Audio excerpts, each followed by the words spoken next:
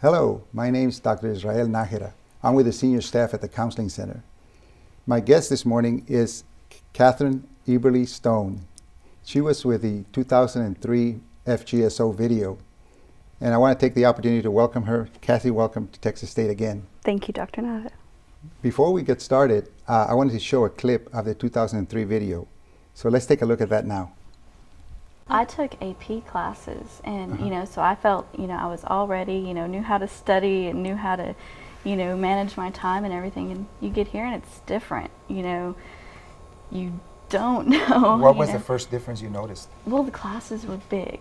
Okay. And, I'm used to being able to just study with my friends after school or whatever. And you don't know any of the people here. So, it's not like you have your friends you can just go study with because everybody's taking different classes. And Right.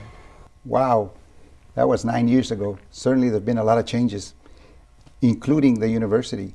Do you realize that during that time we had about 26,000 students and now we have 35,000 students? Wow. That's quite a bit. All you have to look around and see the buildings that are going up now and so forth.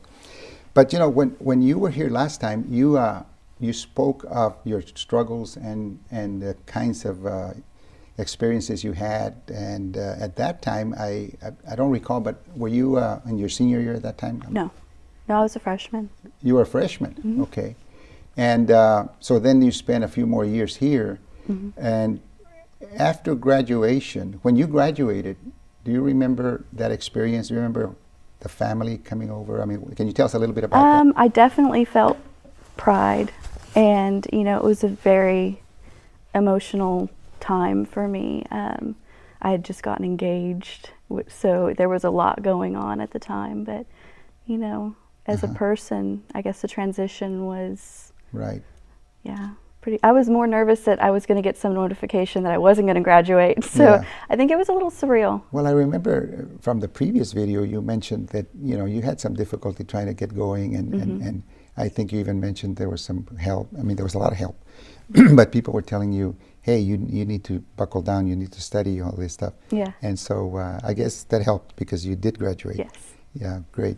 Now, did you find a job right away? Were you looking for a job? I mean, I was working for a catering company, and I quit that job about a year afterwards to write. tell me, to write, you said? To write, yes. What were you writing? I'm trying to write. I'm writing adolescent novel right now. Is that So, right? mhm. Wow. And you hadn't told me that. So tell me a little bit more about that. That's interesting. Well, it's just a novel about growth, and it's kind of influenced off my life and Good. my struggle and just everything that I Good. went through. Wow. So, Well, that's interesting. So did you have a hard time finding a job afterwards? Did you?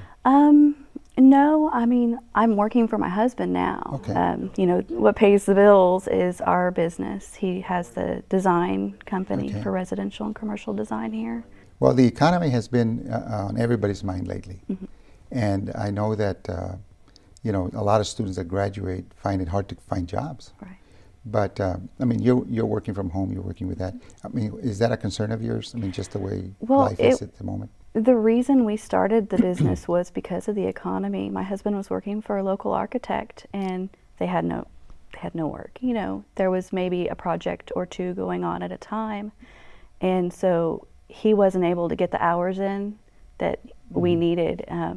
I was still working for a catering company at the time, and we decided to start our own business. Mhm. And I quit my job because of how well the business was doing. So, Oh, wow, that's yeah. good.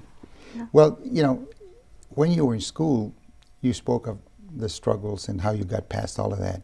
Do you see a connection between that and starting a job or the business and so forth? I mean, what skills do you think you learned in school that you applied afterwards? well, definitely the perseverance Okay. and knowing that, you create your own outcome. You can either let things drag you down or you can build yourself up and push through it. So definitely And I know you had some mentors here when you were in school back in 2003 or so.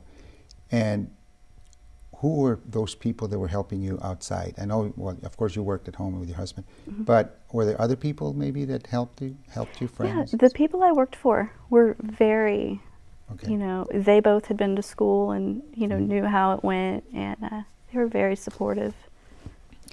You know, when talking about mentors, we usually think of people that helped us when we were struggling.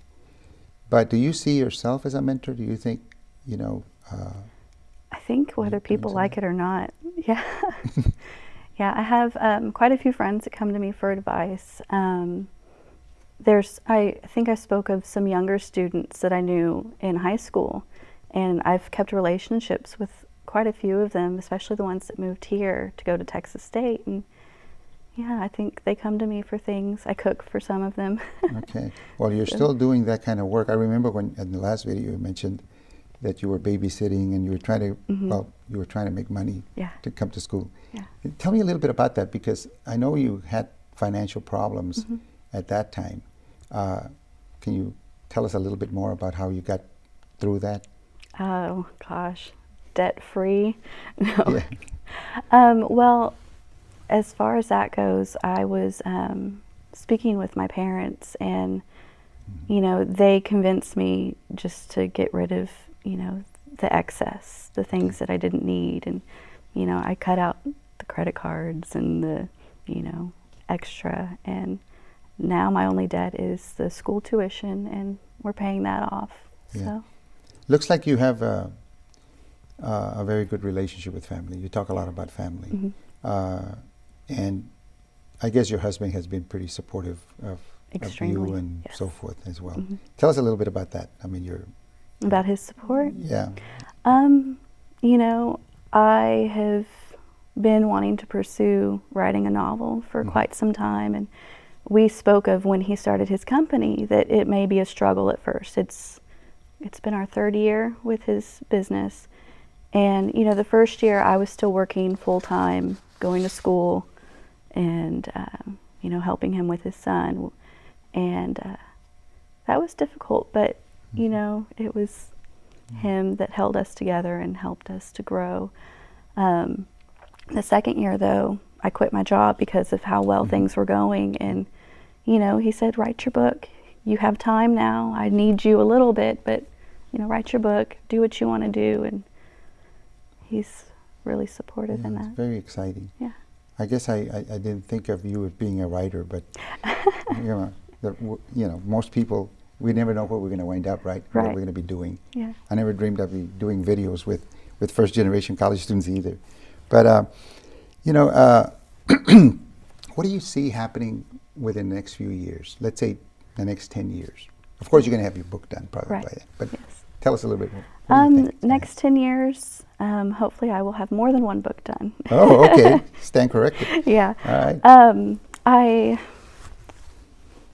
You know, my son will be going to college, hopefully, in the next 10 years, which is kind of scary to think. Wow. Yeah. And, You go by pretty quickly, right? Yes, I mean, it'll be here before you know it. Yeah. Yeah. And we're talking of, you know, maybe buying some property somewhere a little bit farther away so that his business can grow and he can reach a larger region. And yeah. You're, I wish you luck on your books and so forth. I know it's going to happen because I know you. It looks like you're going to move towards that kind of career then. Is that right? Yes. You know, you're probably going to put a lot of effort into that and continue doing that. That's great. Well, your child's going to be going to college, you said. I guess you're preparing that now.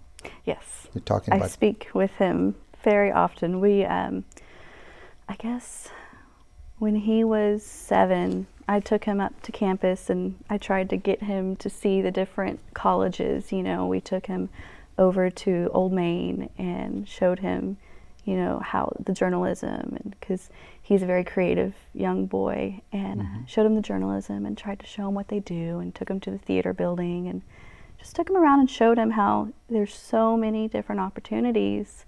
He just has to grab them, and he's interested. You know, he still just wants to play.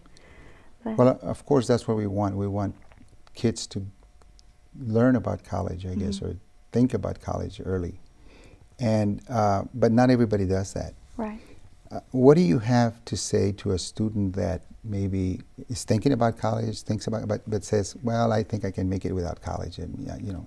Well, and he has said that before, and you know, his dad and I, we tell him, you know, look, it's college will help you the most. Mm-hmm. You know, unless you are looking to go into some sort of trade. But, you know, most people when they graduate, they're still not sure where they want to go and what they want to do. Right. And just getting that grounding, that footing, because I'm not done with school. You know, I would like to go and get a master's, and I would like to continue on. But just, you know, going to college is just to put your feet on the ground and to just find some strength. And okay. Well, it's not easy. We know that already, right? Yeah. So if you had to tell someone, look, these are the kinds of things you need to have in order to succeed in college, what would you say that was? Motivation and patience. If you had to choose one, thing that you could pass on to a student. I would say patience. Patience. Mm-hmm. Okay. And with patience comes all kinds of other things. Yeah, you know, patience teaches you to work and to, you know, not give up. Exactly. And to, you know, see what you want and go after it. So yeah, I try to teach patience. I may not always practice it, but I try to teach it. You practice that with your kid? Yes. Okay. Yes. You can't be a parent without patience. There you go. And repetition. Maybe repetition too. Repetition too, all right. Well, Cassie, it's good to see you again after 9 years, and I want to thank you for being with us again, and thank you very much for your comments. Yeah, thank you.